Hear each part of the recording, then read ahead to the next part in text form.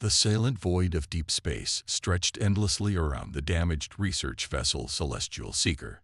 Inside, Commander Talik moved through the dim emergency lighting, his four-fingered hand trailing along the wall for support.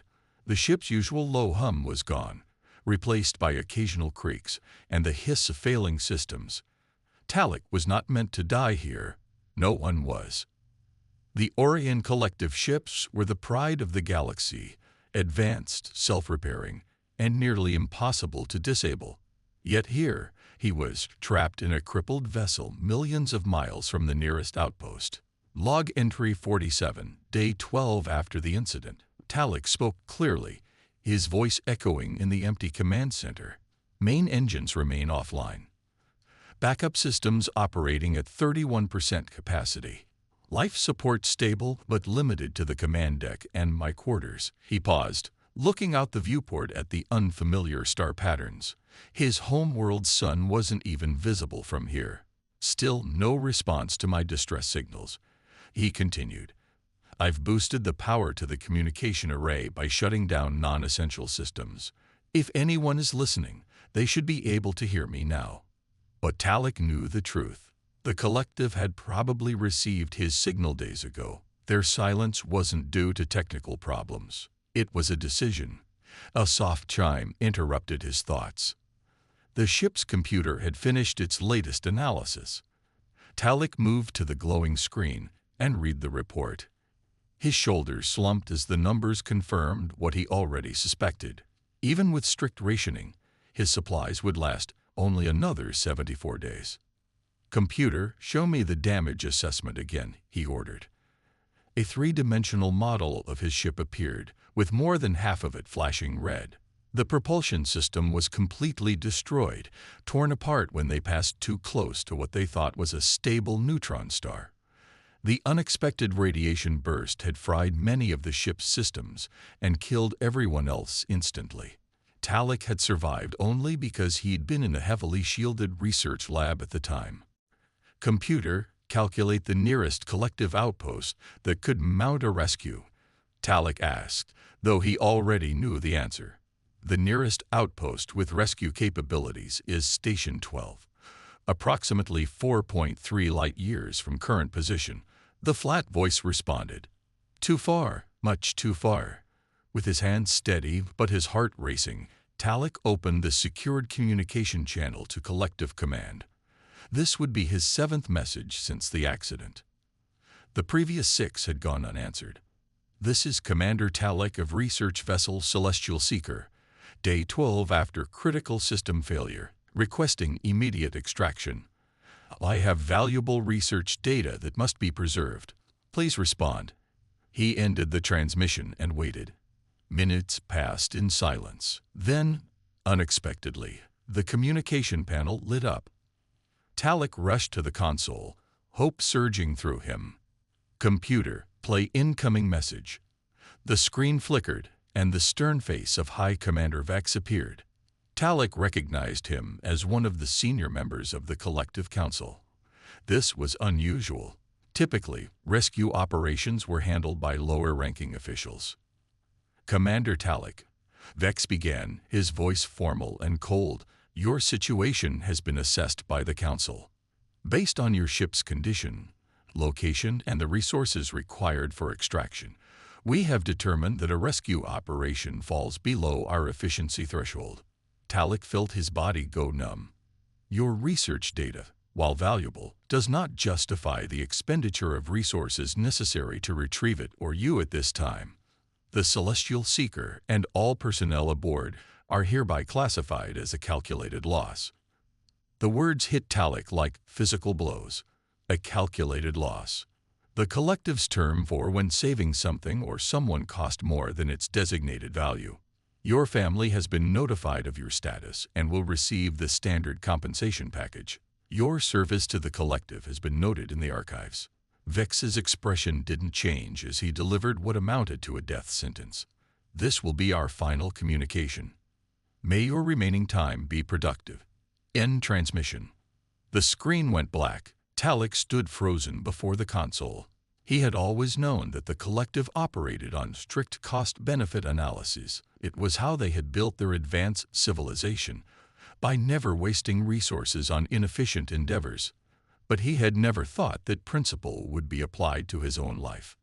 "Computer," he said finally, his voice barely above a whisper, "delete draft rescue request messages." Messages deleted, the computer confirmed. "Would you like to create a new message template?" "No, there's no point now." Talik moved slowly to the viewport, staring out at the stars that now seemed cold and hostile. The collective had abandoned him. They had decided his life wasn't worth saving. Decades of loyal service, his brilliant research career, all of it meant nothing when measured against the fuel and resources needed for a deep space rescue. In the days that followed, Talik moved through the ship like a ghost. He carefully rationed his food and water. He shut down more systems to conserve power, and each day he recorded his observations and thoughts, maintaining the scientific discipline that had defined his life. Log entry 53, day 18. He spoke into the recorder. "I've begun experimenting with the hydroponics bay. If I can restart even a small portion of it, I might extend my supplies by several weeks." He didn't mention the crushing loneliness or the anger that sometimes overwhelmed him. Such emotional displays were considered primitive in collective culture. Efficiency and logic were what mattered. And logically, the council had made the correct decision. He just never thought he'd be on the wrong side of that logic. On day 23, as Talik was checking the oxygen recyclers, the ship suddenly trembled. "Computer status report," he called out, grabbing onto a wall handle to steady himself. "Unknown energy surge detected," the computer responded. "Origin: the neutron star remnant. Recommend immediate defensive measures." Talik rushed to the command center. On the screen, he could see the distant star flaring brightly. Another radiation burst was coming, one that might finish what the first had started. With practiced movements, Talik diverted power to the shields. The ship's remaining energy reserves wouldn't be enough to protect the whole vessel, but he might save the command center and his quarters. As the wave of radiation washed over the ship, systems failed one by one. Lights flickered and died. The temperature began to drop as the environmental controls went offline. When it was over, Talik sat in near darkness, the emergency backup power providing only the most basic functions. "Computer damage assessment," he said quietly. "Communication array severely damaged. Life support operating at minimum capacity. Estimated remaining operational time: 42 days. Talik nodded slowly. The collective had abandoned him, and now even his slim chance of survival was fading. He was truly alone in the vastness of space, with nothing but a dying ship and the cold stars for company. As he stared out into the darkness, something caught his eye. A faint, pulsing light that hadn't been there before. Probably just debris from his ship reflecting the distant starlight. Talik turned away. He had work to do if he wanted to survive, even 42 more days. And despite everything, despite the collective's abandonment and the hopelessness of his situation, he found that he still wanted to live. He just didn't know why anymore. 37 days had passed since the collective abandoned Talik. His once pristine uniform hung loose on his frame. The strict rationing had kept him alive, but barely. Each day, the cold of space crept further into the ship as systems failed one by one. Log entry 78, Talik said, his voice rougher than before. Day 37. I've managed to repair part of the hydroponic system. The first crop of nutrient pods should be ready in 2 weeks, assuming the grow lights hold out. He didn't mention that the lights were already flickering, or that the water recycler made alarming noises whenever it ran. Some facts were too depressing to record. Talik finished his daily check of the life support systems and returned to the command center. This had become his routine. Maintain the ship, check for signals, record his logs, and then sit at the viewport watching the stars. The mysterious light he had seen weeks ago had not appeared again. Probably just space debris after all. He was about to turn away when something on the sensor panel caught his eye. A faint beeping, almost too quiet to hear. "Computer, identify incoming signal," Talek said, rushing to the console. Signal detected. Origin unknown. Not matching any collective patterns. Talek's heart sped faster. Display signal data. The screen filled with a strange pattern.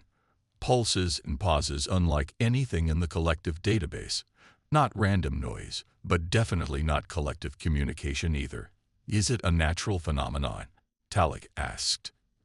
"Negative. Signal contains regular patterns consistent with artificial origin." Artificial. Made by intelligent beings. Someone was out there. "Can you determine the source location?" The computer took longer than usual to respond. "Approximate source location identified. Signal originates from Sector 47J, approximately 0.8 light-years from current position. Less than 1 light-year away." That was closer than any collective outpost. But who could it be? The collective had explored this region thoroughly and found no intelligent species nearby. "Computer, divert power from non-essential systems to boost our transmission capabilities.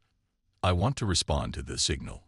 Warning, diverting power will reduce life support efficiency by 17%. "Do it anyway," Talek ordered. For the first time in weeks, he felt something other than despair. As the computer rerouted power, Talek quickly composed a response message. He included basic mathematical sequences that any intelligent species should recognize, along with the ship's identification and location data. "Transmitting now," the computer announced.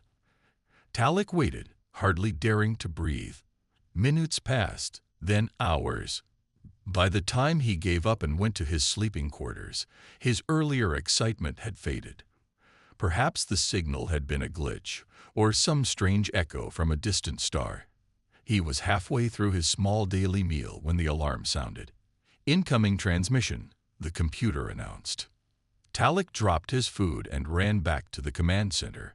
Display message. The screen filled with unfamiliar symbols, definitely not collective language. But beneath them was a series of mathematical responses to the patterns Talek had sent. Whoever they were, they had understood his basic communication attempt. "Computer, analyze this language. Any matches in our database?" No exact matches found. However, pattern analysis suggests similarities to languages from Sector 22.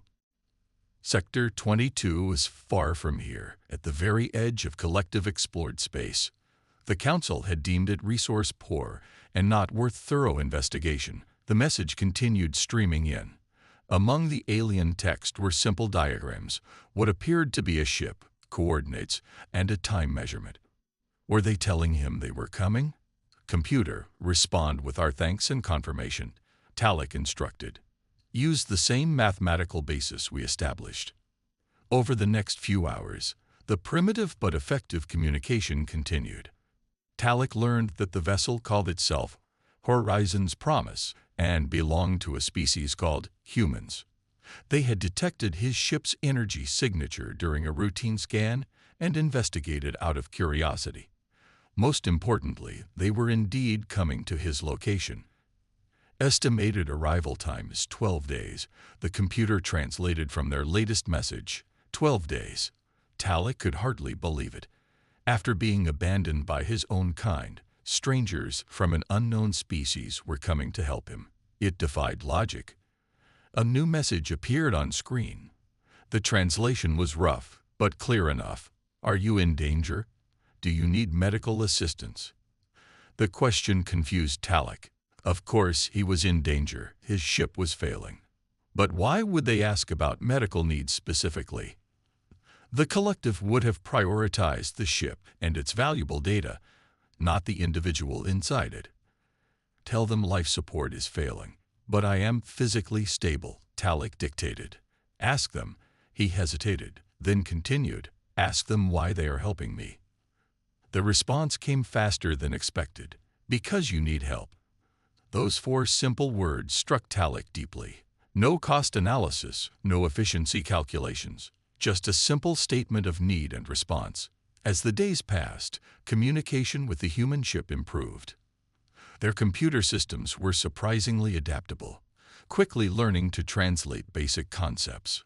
Talek learned they were on a supply mission to one of their colonies when they detected his signal. "You diverted from your assigned mission," Talek asked during one exchange. "The colony can wait a few weeks," came the reply. "They're not in dire need. You are." This concept was foreign to Talek. In the collective, missions were planned with precise efficiency. Deviation was permitted only for the most compelling reasons, usually involving extremely valuable resources or strategic advantage, never for a single-stranded individual. On day 9 of their communication, the human ship sent a new message. "We're pushing our engines to maximum. New ETA 36 hours. Hold on." Talek felt something he hadn't experienced in a long time. Hope, but also fear. What if these humans were not what they seemed? The collective taught that other species were either threats or resources.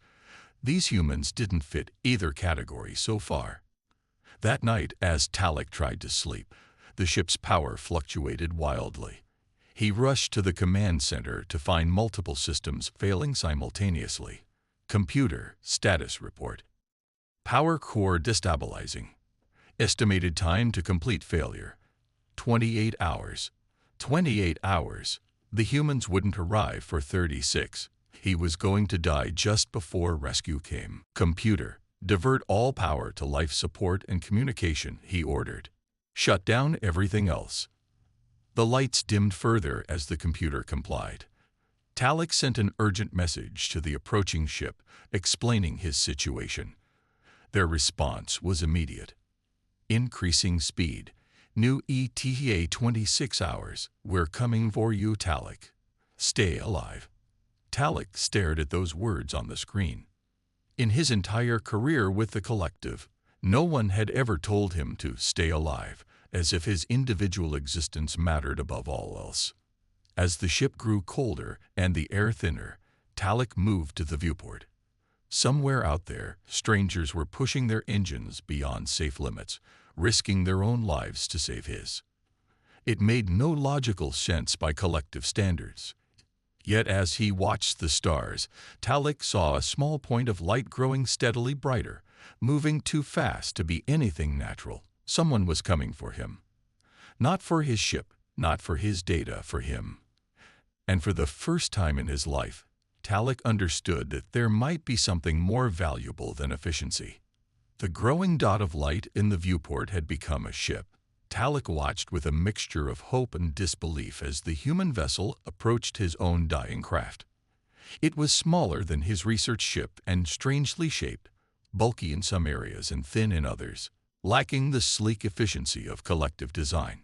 "Computer status update," Talek rasped, his voice weak in the thinning air. "Life support at critical levels. Oxygen at 17%. Power core shut down in 2 hours, 13 minutes. He had survived longer than expected by moving to the smallest compartment on the ship and sealing it off, but soon even that wouldn't be enough. A new message appeared on his screen. "Visual contact established. We see your ship. Preparing docking procedure. Standby." Docking. Talek frowned. The logical approach would be for them to retrieve his research data remotely, or perhaps use a small probe to recover essential items. Directly connecting their ship to his failing vessel was unnecessarily risky. "Warning," he sent back. "My ship's power core is unstable. Docking not recommended." The response came quickly. "We're not leaving you behind. Docking is the only way to get you out safely." Talek stared at the message in confusion. These humans were willing to risk their ship and their lives to save him personally. It made no sense. Through the viewport, he watched the human ship maneuver carefully alongside his own. It was clearly not designed for this sort of operation, yet they moved with surprising precision. As they drew closer, Talek could make out details: patches on the hull where repairs had been made, markings in their strange language, and what appeared to be manually operated exterior equipment.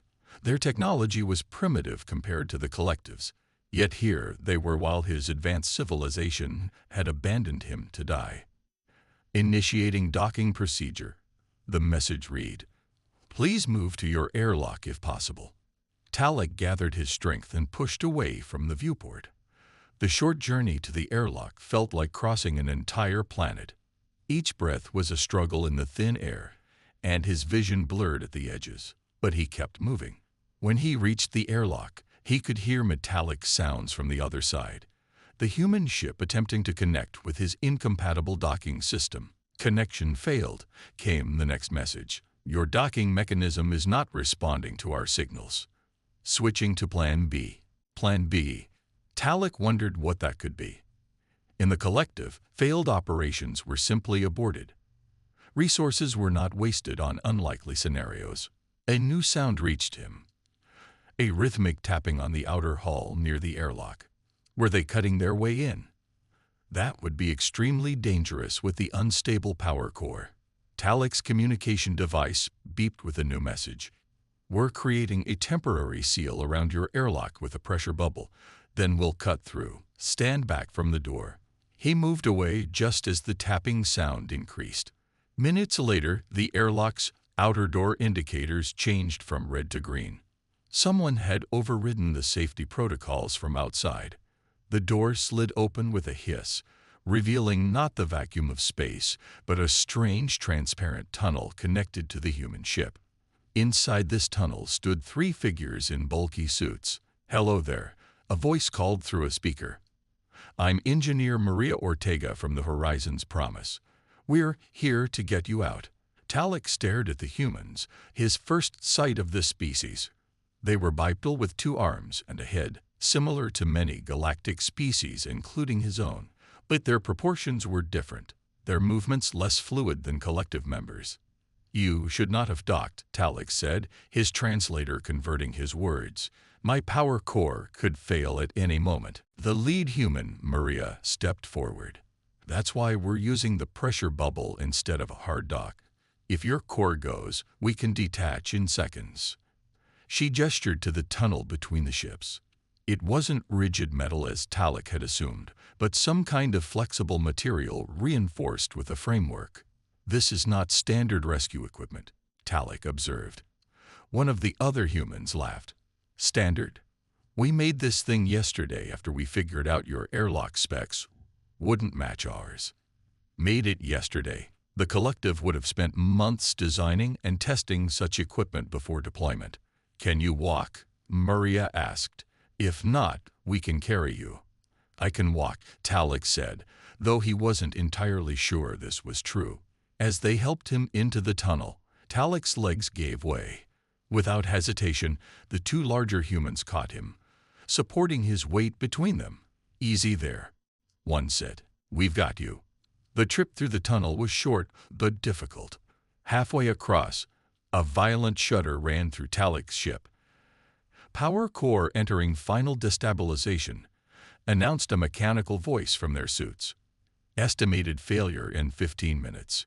Move faster," Maria ordered, and the group increased their pace. They had just reached the human ship's airlock when a shrill alarm sounded. "Solar flare detected," the voice announced. "Radiation surge in 30 seconds."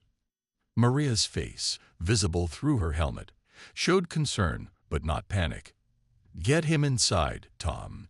Detach the bubble but leave the frame."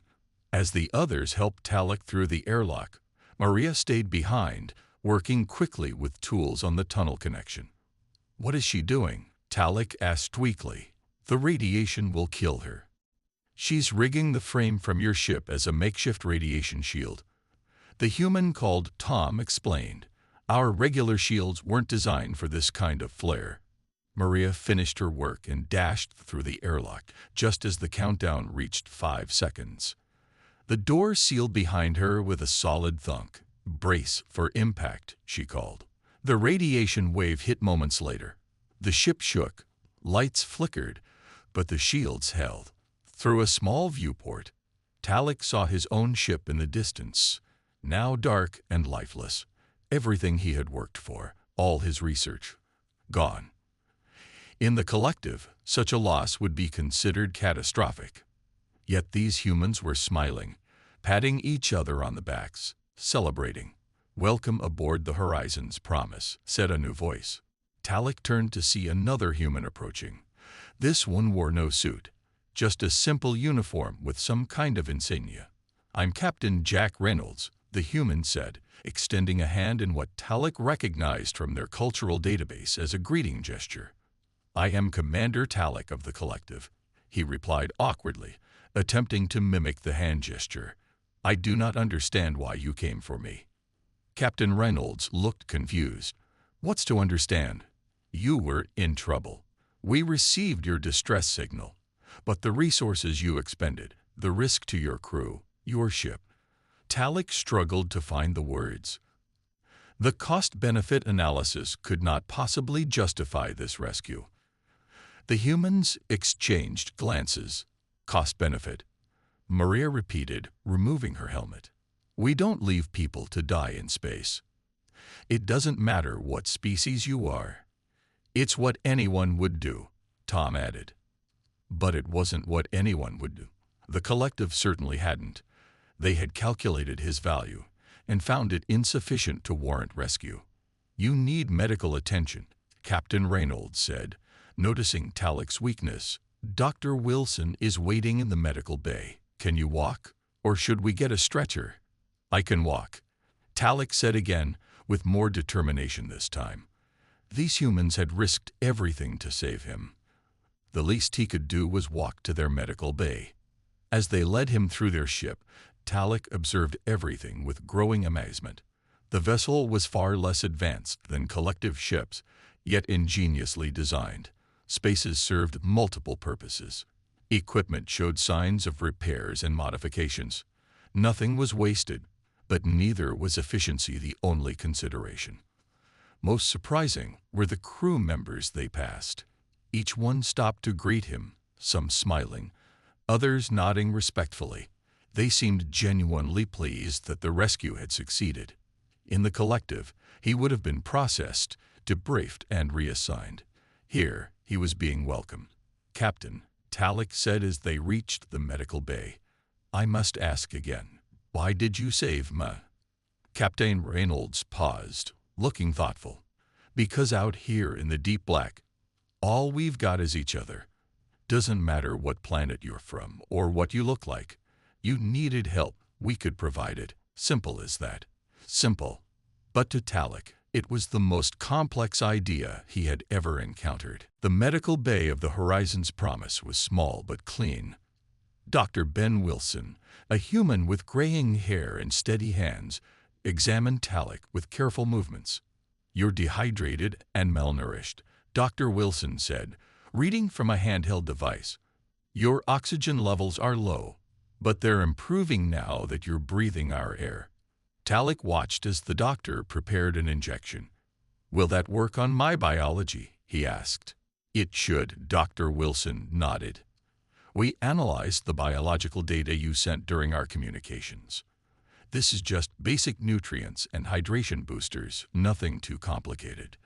The doctor's confidence surprised Talek. In the collective, doctors would never treat a new species without months of study and testing. "You're taking a risk," Talek observed. Dr. Wilson smiled. "Life's full of risks.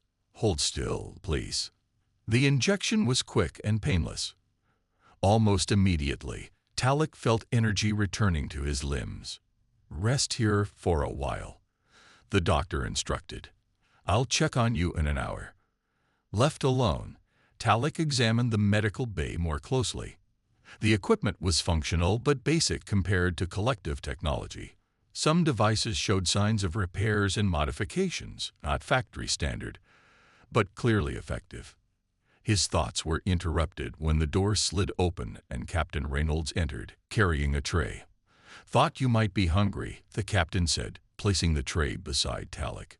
"We synthesized this based on the nutritional information you sent. It might not taste like home cooking, but it should keep you going." Talek looked at the simple meal, a bowl of what appeared to be protein cubes in a clear broth. "Thank you," he said, the phrase still feeling strange on his tongue. The collective didn't emphasize gratitude. Efficient service was simply expected. Talik 8. Captain Reynolds pulled up a chair. So the captain began. Dr. Wilson says you'll make a full recovery. That's good news. Talik nodded, savoring the surprisingly pleasant taste of the food. You have my gratitude, he said formally. When we reach a collective outpost, I will ensure your ship receives proper compensation for the rescue. Captain Reynolds looked puzzled. We don't need compensation. That's not why we did it. Then I don't understand, Talik admitted. The supply run you mentioned, was it not important? Just routine supplies to Numar's colony, Reynolds said with a shrug. Nothing urgent. We told our commanders it was critical, so they wouldn't ask too many questions about the detour. Talik nearly choked on his food. You lied to your superiors. The captain looked uncomfortable. Not lied, exactly. Just emphasized the importance of the supply run. Some of our higher-ups might have questioned diverting for a rescue so far off our normal routes. So your species also makes efficiency calculations. Talik said, feeling oddly relieved. Some do, Reynolds acknowledged. Bureaucracy exists everywhere. But out here, ship captains have discretion, and no captain I know would leave someone stranded if they could help. This concept of discretion was foreign to Talik. In the collective, all decisions followed standardized protocols. Individual judgment was considered unreliable. May I ask about your people? Reynolds said, changing the subject. This collective, we haven't encountered your kind before.